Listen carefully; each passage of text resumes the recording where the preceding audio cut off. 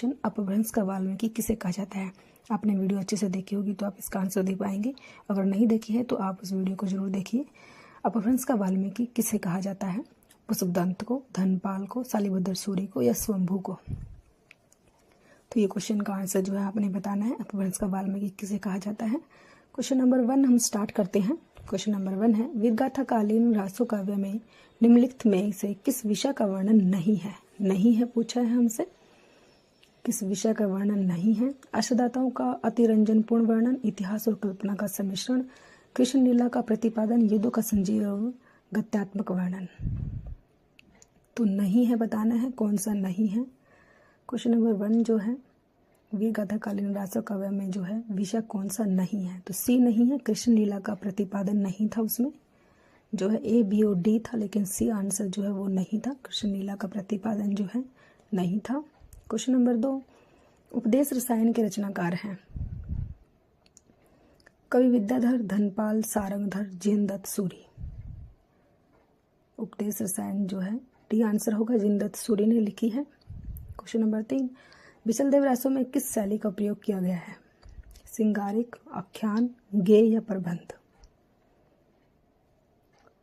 तो सी होगा गेय शैली का। क्वेश्चन नंबर 4, बिचलदेव रासों का रचनाकार कौन है। नरपति नालाहा, चंद्रबरदाई, धनपाल, जयगणिक। तो क्वेश्चन नंबर 4 का जो है बिचलदेव रासो जो है ए होगा, नरपति नालाहा। क्वेश्चन नंबर 5, बिचलदेव रासों में बिचलदेव की पत्नी कौन है। मोस्ट इंपोर्टेंट क्वेश्चन, राजमती है, रूपमती है, नागमती है या ज्ञानमती है। ए होगा राजमती। क्वेश्चन नंबर 6, निम्नलिखित रासो ग्रंथों में कौन सा काव्य एक प्रेम काव्य या श्रृंगार काव्य है। बिचलदेव रासो, प्रमाल रासो, पृथ्वीराज रासो या जयमंक जसचंद्रिका। तो कौन सा काव्य जो है एक प्रेम काव्य या श्रृंगार काव्य है। तो ए होगा, बिचलदेव रासो जो है प्रेम काव्य या श्रृंगार काव्य है। क्वेश्चन नंबर 7, राजमती से रूठकर बिचलदेव कहाँ गए थे। कर्नाटक, उड़ीसा, तमिलनाडु या आंध्र। तो बी होगा, उड़ीसा गए थे। क्वेश्चन नंबर 8, किस रासो ग्रंथ को आलाखंड के नाम से जाना जाता है। मोस्ट इंपोर्टेंट क्वेश्चन, आलाखंड के नाम से जाना जाता है। चंद्रबरदाई या पृथ्वीराज रासो, नरपति नाला या बिचलदेव रासो, जयगणिक का प्रमाल रासो या दलपति विजय का खुमान रासो।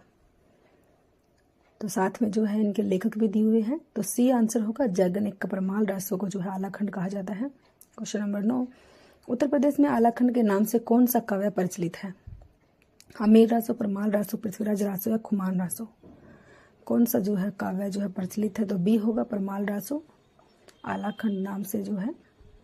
क्वेश्चन नंबर 10, आला और उधल के चरित्र को वीर गीतात्मक काव्य के रूप में रचने वाले कवि हैं। भटकेदार, जयगणिक, सिरधर या चंद्रबरदाई। जो है आला और उधल के चरित्र को जो है सी होगा, श्रीधर। क्वेश्चन नंबर 11, आलाखंड नामक काव्य ग्रंथ का दूसरा नाम है। खुमान रासो, विजयपाल रासो, हमीर रासो या प्रमाल रासो। तो डी होगा, प्रमाल रासो। आलाखंड का जो है दूसरे काव्य का नाम जो है प्रमाल रासो है। क्वेश्चन नंबर 12, आला और उदल किस राजा के सामंत थे। प्रमाल, जयगणिक, कीर्तिदत्त, औरंगजेब। जो है आला और उदल जो है ए होगा, प्रमाल के थे वो। क्वेश्चन नंबर 13, 12 बरिस ले कुकर जिए सियार, बरिस 18 छत्री जिए, आगे जीवन को अधिकार। मोस्ट इंपोर्टेंट लाइन है, पेपर में बार बार आती है। सोहर, कजली, बिरहा या आलाहा। तो ये कौन सा है, ये क्वेश्चन नंबर 13 में बताना है। ये लाइनें पेपर में बार बार पूछी जाती है, मोस्ट इंपोर्टेंट है ये लाइनें। तो डी होगा, आला है ये। क्वेश्चन नंबर 14, वीरगाथा काल के प्रसिद्ध प्रबंध काव्य का क्या नाम है। पद्मावत, पृथ्वीराज रासो, कामयानी, रामचरितमानस। तो बी होगा, पृथ्वीराज रासो। जो है वीरगाथा काल के प्रसिद्ध प्रबंध काव्य जो है। क्वेश्चन नंबर 15, हिंदी का प्रथम महाकाव्य है। प्रथम महाकाव्य कौन सा है। पृथ्वीराज रासो, बिचलदेव रासो, खुमान रासो या प्रमाल रासो। तो ए होगा, पृथ्वीराज रासो। महाकाव्य जो है, प्रथम महाकाव्य जो है वो पृथ्वीराज रासो है। क्वेश्चन नंबर 16, रामचंद्र शुक्ल ने हिंदी का प्रथम महाकवि किसे माना है। विद्यापति को, गोरखनाथ को, चंद्रबरदाई को, अमीर खुसरो को। तो किसे माना है, विद्यापति को। किसको माना है, सी चंद्रबरदाई को माना है। क्वेश्चन नंबर 17, चंद्रबरदाई किसके दरबारी कवि थे। महाराज हमीर के, महाराज विशलदेव के, महाराणा प्रताप के, महाराज पृथ्वीराज चौहान के। तो डी होगा महाराज पृथ्वीराज चौहान के। क्वेश्चन नंबर 18, पृथ्वीराज किसके प्रति अनुरक्त था? पद्मिनी, कमलिनी, स्योंगिता, चंद्रिका। तो सी होगा स्योंगिता। क्वेश्चन नंबर 19, पृथ्वीराज राजों में पृथ्वी के पिता कौन है? राजेश्वर, सोमेश्वर, समर सिंह, अनगपाल। तो क्वेश्चन बी होगा आंसर सोमेश्वर। क्वेश्चन नंबर 20, कुमार राजों के रचयिता कौन है? दलपति विजय, जयगणिक, चंद्रबरदाई या विद्यापति। तो ए होगा दलपति विजय है। क्वेश्चन नंबर 21, आदिकालीन हिंदी काव्यधारा में उपलब्ध नहीं है? जैन साहित्य, सिद्ध साहित्य, सिख साहित्य या नाथ साहित्य। क्या उपलब्ध नहीं है? नहीं बताना है हमें क्या उपलब्ध नहीं है। तो सी होगा सिख साहित्य नहीं है। क्वेश्चन नंबर 22, निम्नलिखित में से कौन सी वीर गाथा काल की रचना नहीं है? संदेश रासक, जयमयंक, जसचंद्रिका, आलाखंड, भक्तमाल। नहीं पूछी है हमसे, नहीं है जो वो बतानी है। तो डी भक्तमाल नहीं है वीर गाथा काल की जो है।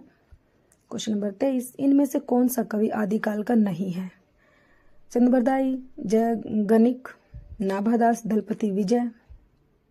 तो सी होगा नाभादास नहीं है आदिकाल के। क्वेश्चन नंबर 24, इनमें से कौन सी रचना आदिकाल की है? सुरसागर, विद्यापति, पदावली, बीजक, भ्रमर गीत। तो बी होगा विद्यापति पदावली जो है आदिकाल की है। क्वेश्चन नंबर 25, आदिकालीन साहित्य का प्रमुख रस है? शांत, हास्य, करुण या वीर। तो डी होगा वीर रस है। क्वेश्चन नंबर 26, विद्यापति के ने कुल कितने ग्रंथों की रचना की है? 10, 12, 16 या 14। तो डी होगा 14 ग्रंथों की। क्वेश्चन नंबर 27, विद्यापति के पद किस भाषा में रचित है? पहाड़ी, मैथिली, अवधी या पिंगल। कौन सी भाषा में है? तो बी होगा मैथिली। क्वेश्चन नंबर 28, दान वाक्यावली के रचनाकार हैं? विद्यापति, भूषण, जयदेव, पद्माकर। दान वाक्यावली जो है बी होगा भूषण। क्वेश्चन नंबर 29, विद्यापति इनमें से किस रचना के आधार पर मैथिल कोकिल कहलाई? पदावली, कृति पताका, कृति लता, उपयुक्त सभी जो है। तो ए होगा पदावली की वजह से जो है कहलाए। क्वेश्चन नंबर 30, विद्यापति को कृष्ण भक्तों की परंपरा में न समझना चाहिए, यह इनमें से किसका कथन है? हजारी प्रसाद द्विवेदी, रामचंद्र शुक्ल, रामकर वर्मा, बच्चन सिंह। तो बी होगा Ramchandra Shukla. Thanks for watching.